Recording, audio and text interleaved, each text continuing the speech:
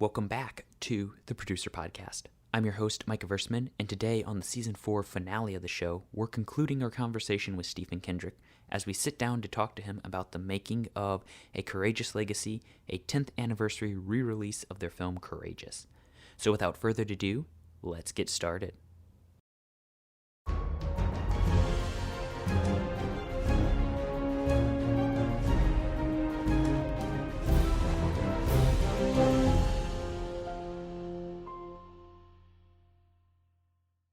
So I wanted to spend a little bit of time focusing on the re-release you did for Courageous, just because, especially in the more Christian realm of filmmaking, you don't really see that type of thing happening.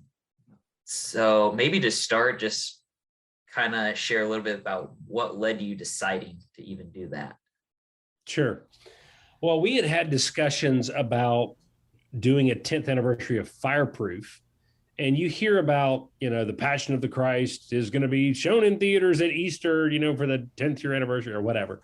The Ghostbusters 30th anniversary edition will be back in theaters, and it's George Lucas kept re-releasing Star Wars, every few years, or some new effects or some new something. And everybody went out and rebought it and rewatched it again. So it was funny. People would buy the VHS and then they would buy all 4 movies in VHS, and then they'd buy the new updated version where Jabba the Hutt was different now or whatever, And so we heard about that.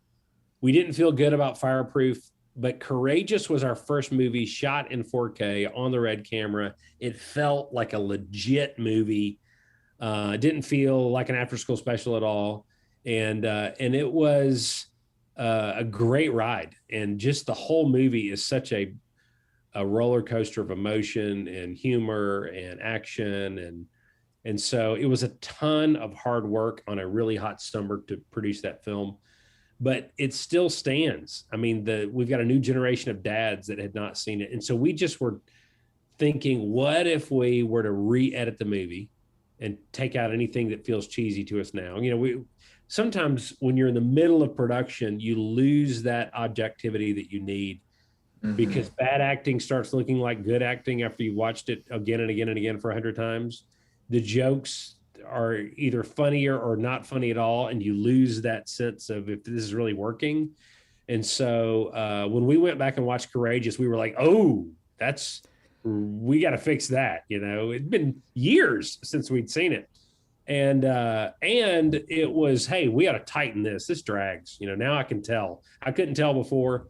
And when do you ever get to go back and read the critics of your movie before you finish it? And so when you do a re-release, you can go back and read all the original reviews as to what everybody complained about when they trashed it, who did trash it, and say, all right, let's go work on this. So we bumped it up to 4K because it was shot in 4K. It was originally released in 2K in theaters, recolored every frame of the movie, basically, re-edited it, added in some scenes now that we could fit in because of the time with the re-edit that we wanted to be in the original.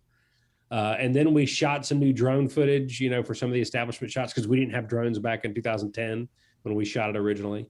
And then we said, what if we could show these officers 10 years later and literally show them 10 years older and shoot a new ending, pick back up where we left off. And so for just a few $100,000, we were able to go back through that, reshoot the scenes, and then re-release the film. And so, and people got excited about it. People were like, man, I can't wait. I loved Courageous originally. And what's fun that is to our advantage is many people haven't seen it in a while.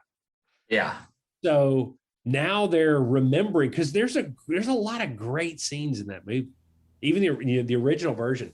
So they're going to remember a lot of it, but a lot of it they will have forgotten. Because when I was watching it again, just to see how we were going to edit it, I had forgotten a lot. I was like, I can't remember what happens next, And so, and I'm like, oh yeah, every time I'm going to pop on. And so, but the movie works.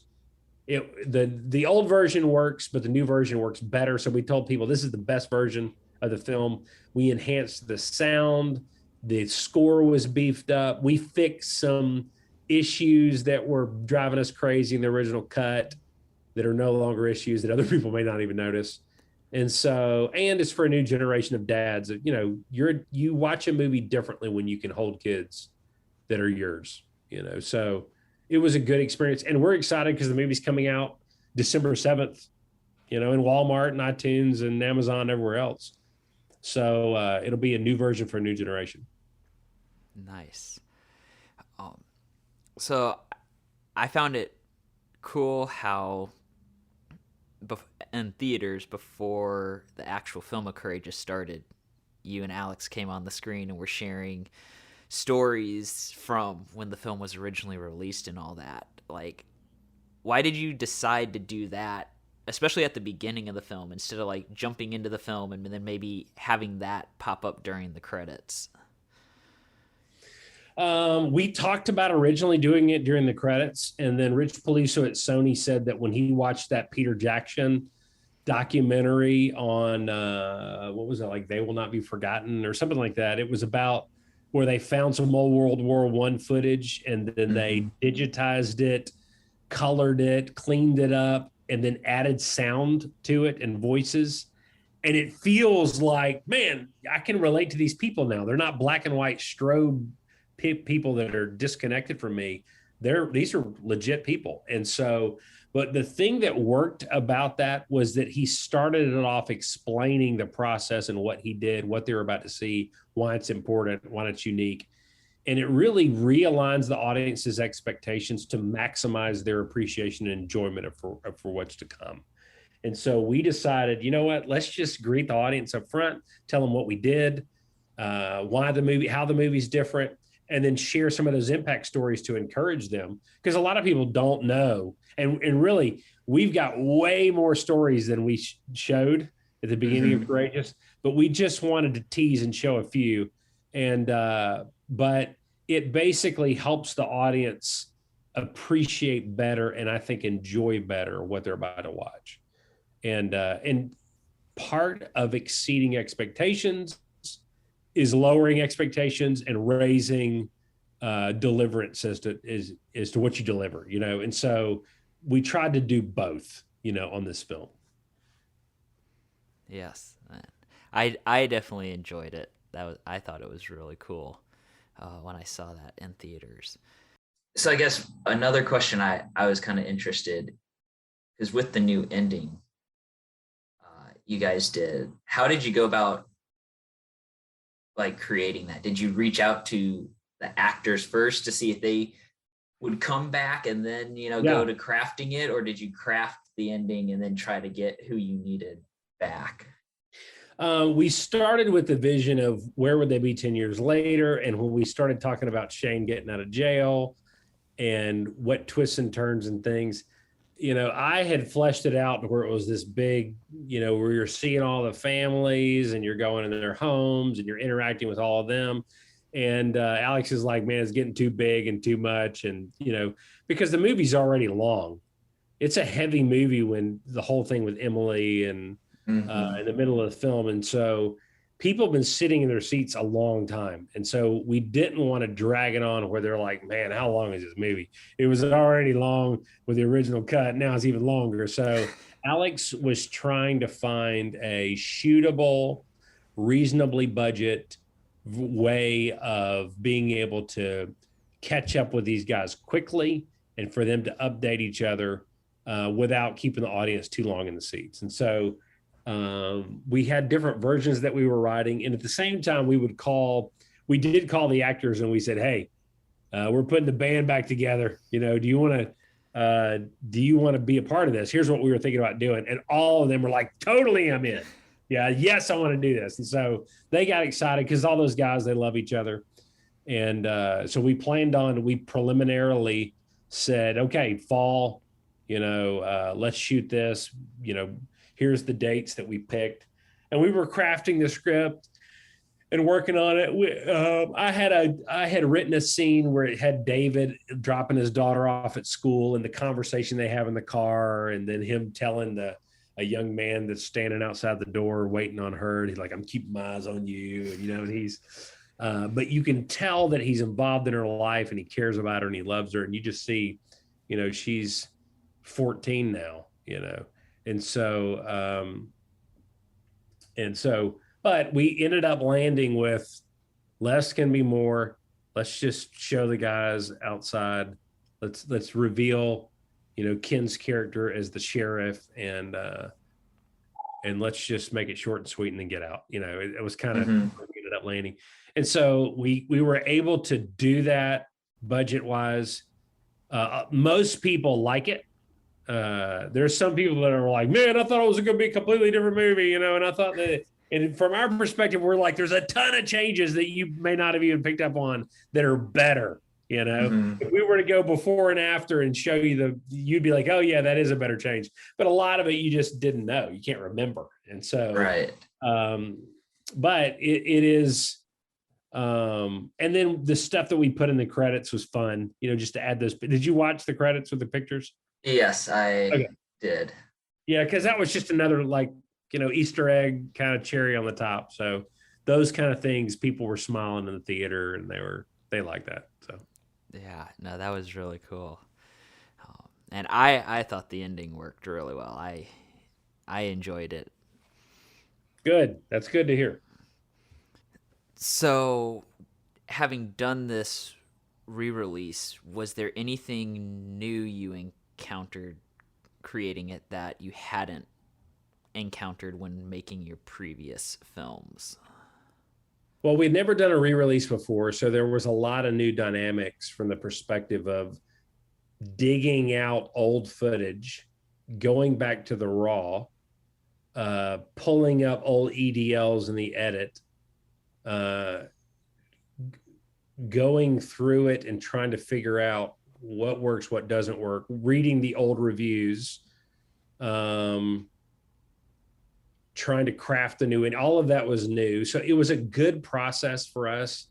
And it really causes you to say, I need to do a really good job archiving my footage. I needed to do a good job organizing everything, because we had forgotten a lot of how we produced the original cut, the post-production whole, plan. Yeah.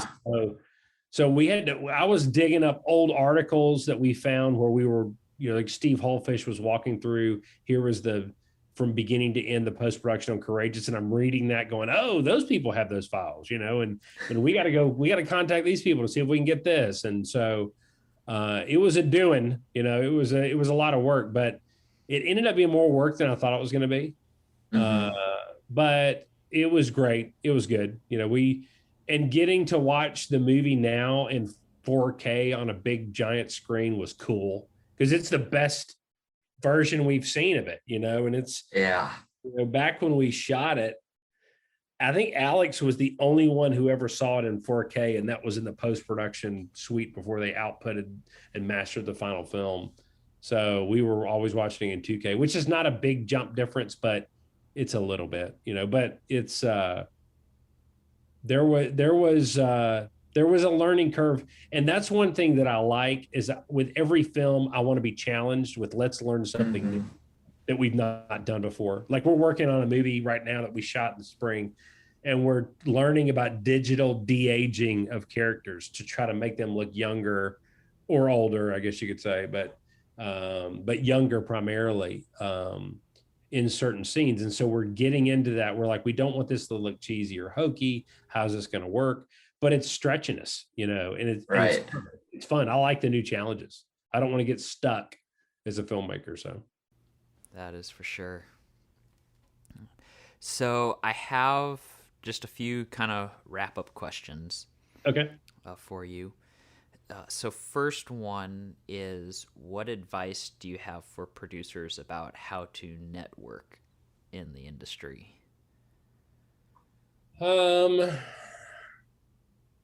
Be faithful at the smallest level, and word will spread that you treat people right. You can't earn a reputation overnight of long-term integrity. It is built contact by contact, conversation by conversation, relationship by relationship. And if you are faithful, it will snowball. We still have impact from Flywheel that's helping us today. After all these years, there's still relationships that were founded with Facing the Giants that, Bob Scott shot Facing the Giants. And that's where we met him. And he also shot the movie that we shot in the spring. We still have a great relationship with so many people, and they spread the word, and they're pulling good people to help us. But we've also seen it where we've got friends that are like, I got burned on that movie. I'm not working with those guys again. Or I don't want to work with that producer. He's shady, or, they just don't treat you well, or they don't pay well, or they don't, whatever it is. And so be willing to serve, know that on the front end, you're going to have to work a whole lot harder to learn and get the ball rolling. And it's just part of that sacrifice, but it will begin to help you if you build a reputation of integrity and faithfulness. And then I'd pray for favor. I'd ask God to connect you with the right people. Be willing to work on a lower position on another set under another producer that you want to learn from. Read books from great producers. But the stuff that I've read has only nominally been helpful because it's from secular producers. And I'm like, these guys are twisted, with a lot of stuff that they do. Yeah. And they're twisted in how they manipulate people sometimes and deceive them to get what they want. And they're telling you how to take advantage of people in some of the books, and then the finished product I'm not respecting either. And I'm just like, why do I want to sit at the feet of this guy? He's so, and really study the life of Jesus. Jesus is the master of everything, including leading people well and getting things done. And so I'd pray for favor, be willing to volunteer and serve. And that's really it. If you show up and are willing to do any position, I know guys that are producers, are competent producers, and they have come and helped us and taken non-producer roles to work with us.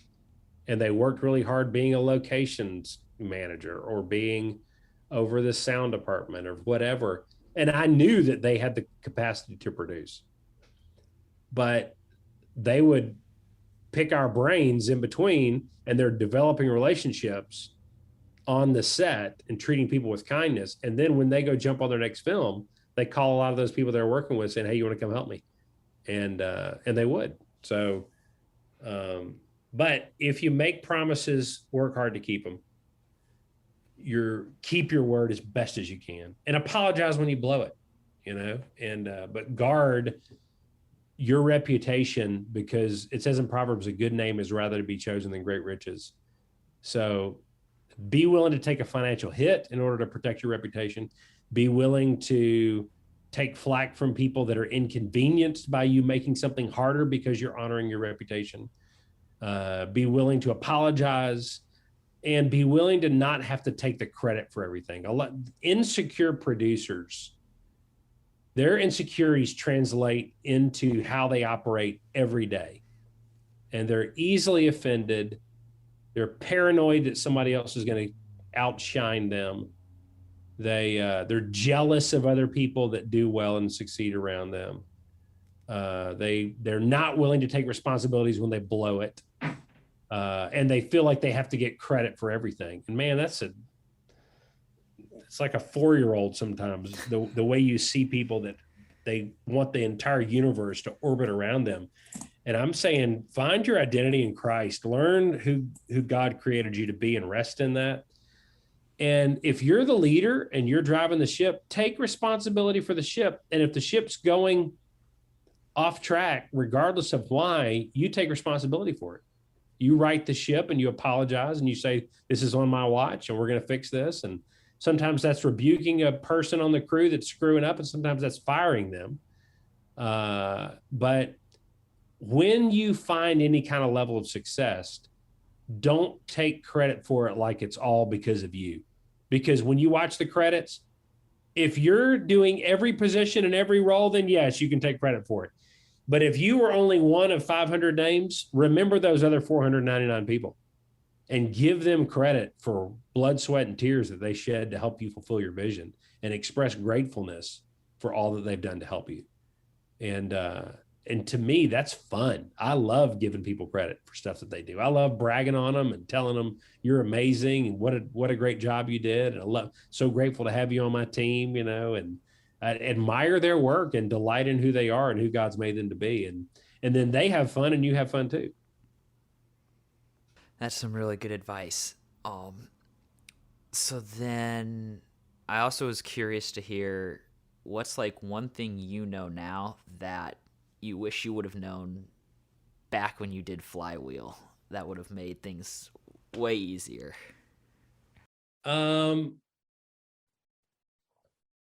Flywheel. I mean, on the practical level, I wished I had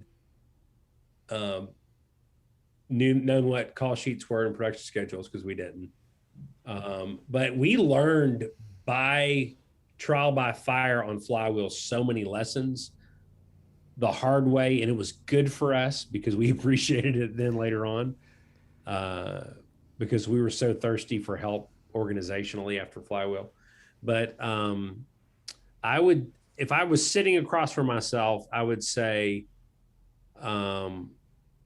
know that the first cut of your film is not going to be very good. People talk about there's nothing like the dailies, because you get so excited when you watch the dailies. You're like, oh, this scene really works great. This is going to be an amazing movie. But there's nothing as bad as your first cut. When you watch your first cut of a film, it's got all the warts, all the problems, all the drags. The transitions stink. The music doesn't work.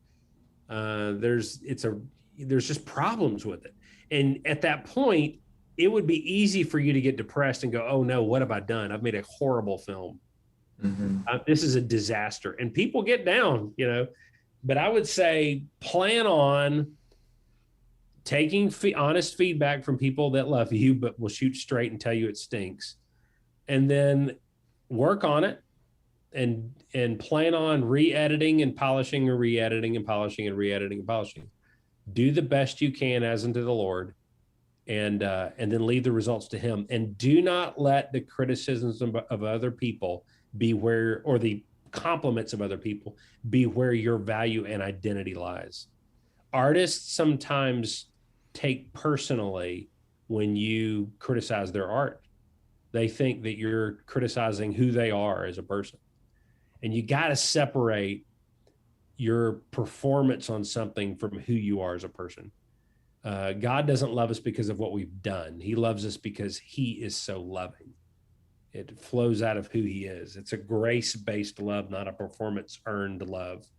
And so we took personally some of the criticisms, especially when we got to Facing the Giants and we had a national release film, because we got slammed up one side, down the other by people who trashed us because they were comparing $100,000 volunteer-made film by guys who had never been to film school with multi-million-dollar professionally produced films by SAG and unions and guys that have been filmed in school, and they had everything.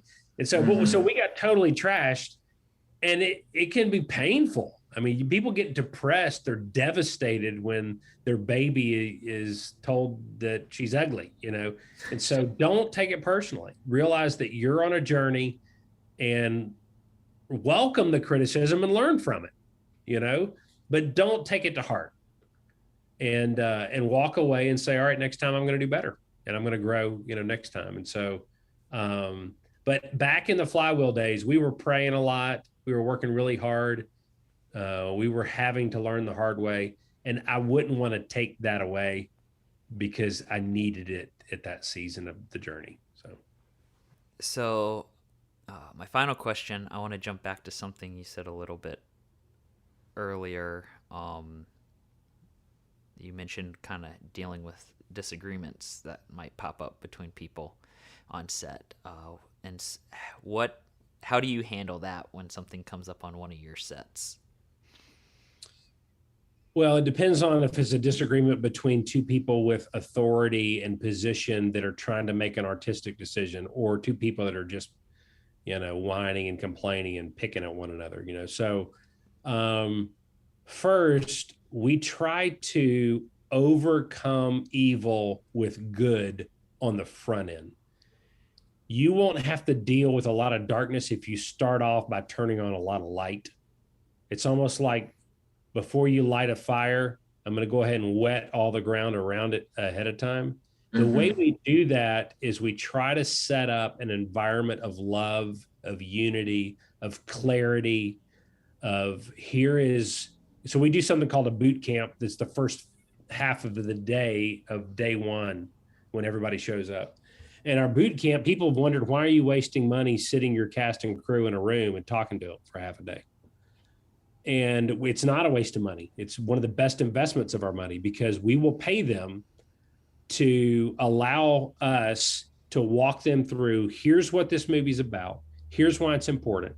Here's the journey that we've been on. Here's what we've learned on the journey. Here is what we're about to do. And here's who everybody is. Let us introduce you to different people. And we're grateful for you. Here's our set protocol. Here's our vocabulary as to what we're going to say on set and what we mean by that. Here's how to have fun on weekends and where to go. Here's things that would be cause for being fired, but here's how we're going to function. We're an army, and let's get along, and let's all be on the same page, and let's have a lot of fun together, and let's treat each other with love and respect. So we start off with a lot of prayer and love and clarity. And so people understand, oh, well, here's our marching orders, and here's who this position is. And we try to brag on people as we're introducing them, so that everybody in the room already starts to value them even before day one of production. When you value everybody around you and you realize this is a guy that shot this and this and this and this, and this is the lady that, that everybody loves because of this, you begin to speak to people with greater kindness and respect. You are more patient with other people. You are valuing their opinion on set more. And so we try to create an environment, and just that one decision cuts out a whole lot of problems during production that we never have to deal with, because people know what's going on, and they know how to communicate, and they know how to solve problems, and they know their jurisdiction. And we give them a few rules, like you're not a second director. Don't walk on the set and start bossing everybody around like you're in charge when you're not, and we tell them also, you have permission to fail in our world. You're human. We're human. Do not freak out if you screw up something. Fess up to it, take responsibility, and let's all work together, and we'll overcome it and solve the problem together. But don't freak out and feel like we're going to fire you. You have permission to be human. Well, that adds oxygen to the room to everybody. And they're just like, I can breathe now, because I'm a little bit concerned that I might blow it, on week 5 when I'm tired, in some capacity. So, and we try to demonstrate grace to our crew on the set. And we tell them, we're not perfect producers and directors. We're learning with you too. We need your patience and grace too. We may make mistakes, and we need your forgiveness when we do. That just creates a beautiful context for healthy set life. Then we will start every day off with a 10 to 15 minute devotional from a local pastor. We'll pray for the day. We'll try to encourage the crew. We usually affirm somebody every morning on the crew, different people for what they've done and how much we appreciate them. So when you do have disagreements, which are few and far between on our sets, and people that are upset, you deal with it quickly. You isolate those people and say, hey, what's going on? Whose call is this? Let's hear each other out, and let's solve this with our voices down and calmly and kindly, and let's not be killing each other in the process, And a lot of times it is through that you're learning and growing, and many times greater ideas come out of the tension, the healthy tension. And sometimes people begin to really bond because they've been in the valley together and come out on the other side, and now they appreciate each other more, So God can work all things together for good. So I don't freak out when we have problems on the set. Usually you're going to have to confront stuff. I would say the other thing I would mention is deal with stuff in the day you hear about it quickly. Okay.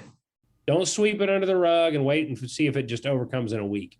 When I hear that there's tension between two people, I'm planning on very soon, like in the next few minutes, I'm going to go find out what's going on, what happened, who I need to talk to. And by the end of that night, when we all are laying in bed, I want the problem to have been resolved, or at least a path to resolution already in place. Then that way the spark doesn't become a forest fire. You've dealt with it really quickly. We had one guy on a movie after our morning devotional time. Somebody walked up to me and said this guy was stealing painkillers from somebody else. And I was like, oh, great. This is kind of at the beginning of the shoot. By the end of that day, we had found out, researched, talked to people, found out what was going on, who the culprit was. I waited till we were done shooting. I confronted him. I gave him a drug test. He refused to take it. I fired him. But at the end of that day, I had dealt with it. And the next day, God provided somebody else to pretty quickly slide into that role, and we kept rolling. And I showed grace and compassion to this guy to try to help him. And we even showed grace and compassion afterwards to try to help him because he had a drug problem. But we also dealt with the problem, and we didn't let it fester on, because one bad apple can rot the whole crew, and if somebody is whining and complaining everywhere they go, you need to go to them and deal with it and say, what's the real issue here? What are you so upset about? And we had somebody on a movie we shot this past spring, and people around her were saying, she's got an attitude. She's angry. Something's going on. And so I went to somebody that was on the crew and I said, what's going on? How are you doing? And she's like, fine. Because I'm the producer, everybody always gives me that, everything's great, initial response. But anyway, after I kind of dug in a little bit deeper, I found out there was family issues at home. She was stressed out, not sleeping well for other things. And so we worked on a plan to help her with her family issues. And that decision ended up costing us nothing, but caused her to feel so loved and valued. Her stress level went down, and the rest of the shoot, she was great. But I found the real issue was not what she was upset about on set. The real issue was what was taking place at home. Mm-hmm. So we helped with that issue and helped deal with the real problem. And then that caused a lot of these other things to clear up. So, but I try to pray. I try to speak the truth in love. I try to be very patient with people and know that people are on different stages of their own journey. Some people, they grew up with abuse. They grew up with all kinds of pain and hurt, and certain things will trigger them and they'll overreact, and they don't mean to do that, but they got issues in their heart that are unresolved. You just be compassionate to where people are and patient with them and treat them like you would want to be treated if that was you, and that's very helpful. Those are some good thoughts here to end on. So thank you very much for taking the time today to come on the show. Yep. Glad to do it, Michael. Good to talk to you, man. I appreciate, I think it's wise for you to spread, hopefully, good information to people and encourage them, but also learn in the process. It'll help you be a great leader in the future. And with that, we're going to wrap up Season 4 of the Producer Podcast. Stay tuned for updates on Season 5 coming later this year, and be on the lookout for more Producer Podcast highlights releasing soon. Until next time, make sure to subscribe to the Producer Podcast, and thanks for listening.